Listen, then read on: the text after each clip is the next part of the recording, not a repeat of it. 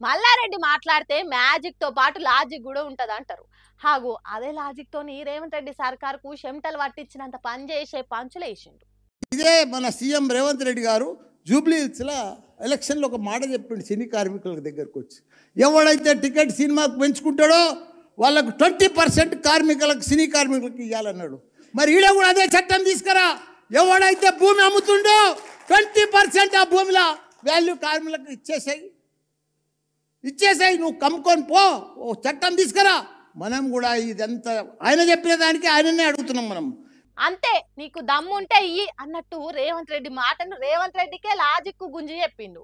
ఎన్నికలప్పుడు ఏదో ఓట్లు వడాలనని చెప్పుడు కాదు, నిజంగా నీకు కార్మికులంటే ప్రేమ ఉంటే ఈ హిల్ట్ పాలసీలో కూడా ఆ 20% లాభాన్ని ఇచ్చే ఆలోచన చెయ్యని సీఎంను ఇరుకున పెట్టిండు మాజీ మంత్రి మల్లారెడ్డి. ఉత్తగా ఏదో అనుడే కాదు, కార్మికులకు న్యాయం జరిగేదాకా మీకు అండగుంటా అన్నట్టు ఎసోంటి సాయం చేసిండో చూడుండ్రి. ఇవన్నీ కూడా లెటర్లు రాసి ఢిల్లీ దాకా కూడా రాసి మనం అందరం కూడా పోయి తెలంగాణలో మన కేంద్రంలో 2 జాగాలలో కొట్లాడే అవసరం ఉన్నది. మీ అందరికి కూడా మద్దతుగా మా బీఆర్ఎస్ పార్టీ ఉంటుంది. దానికి తోడు నా వంతు ఖర్చుల కింద 10 లక్షల రూపాయలు పార్టీలో జమ చేస్తా. మీకు యుద్ధం ఢిల్లీ పోతుంది కానీ ఈడ కానీ దేనికైనా సరే నేను 10 లక్షలు ఇస్తా. మిగతా డబ్బులన్నీ కూడా మా బీఆర్ఎస్ పార్టీ పెడుతుంది, మీకు అండగా ఉంటుంది, అన్ని రకాల కూడా ఆదుకుంటాం. తప్పకుండా తెలంగాణనే కాదు దేశమంతా కూడా కార్మికుల లోకాన్ని, కార్మికుల నాయకులను, ట్రేడ్ యూనియన్ నాయకులనంతా కూడా ఏకం చేసి ఢిల్లీకి పోయి ధర్నా చేద్దామని కూడా మీ అందరూ ఇన్నరా. కార్మిక లోకం నుంచి వచ్చినోడు కాబట్టి, పువ్వులమ్మి పాలమ్మి ఇంత ఎత్తుకు ఎదిగిండు కాబట్టి కార్మికుల కోసం సాయం చేస్తాం, వాళ్ళ కష్టాలు తీరేతందుకు నిలబడతా అన్నట్టు మల్లారెడ్డి మాస్ స్పీచ్ ఇచ్చుడే కాదు 10 లక్షలు ఇస్తాడట. హిల్ట్ పాలసీతోని కార్మికుల కష్టాలు తీరేదాకా చెప్పుడే కాదు 10 లక్షలు సాయం చేసినందుకు కార్మికులు మల్లారెడ్డికి జైగొట్టిండ్రట. ఇది ఒక్కటే కాకుండా మల్లారెడ్డి కార్మికుల పోరాటానికి పెద్ద దిక్కైతానే వాళ్ళ తరపున పోరాటానికి దిగితే రేవంత్ రెడ్డి సర్కార్ దిగివచ్చి ఆ 20% లాభాన్ని సచ్చుకుంటూ ఇచ్చేతానికి ఒప్పుకుంటదని అంటున్నారట మాజీ మంత్రి మల్లారెడ్డి జోష్ చూసినోళ్ళు.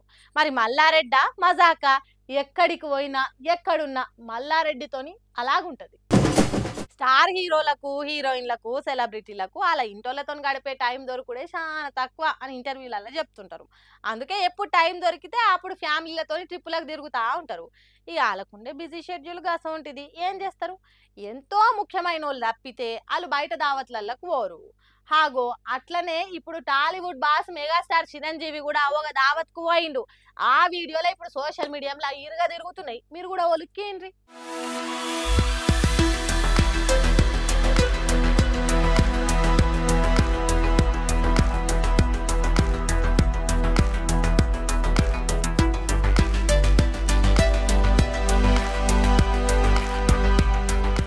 ఓహో, ఇంటామెను అట్లనే పెద్ద బిడ్డ సుష్మితలను దొలుకొని తన మేనేజర్ స్వామినాథ్కు బిడ్డ ఉడితే తొట్టెల దావత్కు పోయిండు. ఉత్త చేతులతో పోయేటోడు కాదాయే. అందుకే బుడ్డదానికి బంగారు గొలుసు మెడలేసి మనసారా దీవించిండ్రు. అటెనక మైక్లో చిన్నదాని గురించి, మేనేజర్ గురించి మైక్లో కొన్ని ముచ్చట్లు మాట్లాడి ఆ ఇంటోళ్ళందరికీ ఎప్పటికీ గుర్తుండిపోయేటట్టు చేసిండు ఈ దావతు. వాళ్ళు జర్ర బయటికి వస్తేనే చేతులు నయంగా షేర్లు చేస్తారు, వీడియోలు, ఫోటోలు. ఇప్పుడు ఉత్త ఊకుంటారా? ఓ వారం 10 దినాల దాకా ఇవే తిప్పుతూనే ఉంటారు సోషల్ మీడియా ప్లాట్ఫామ్లల్లో.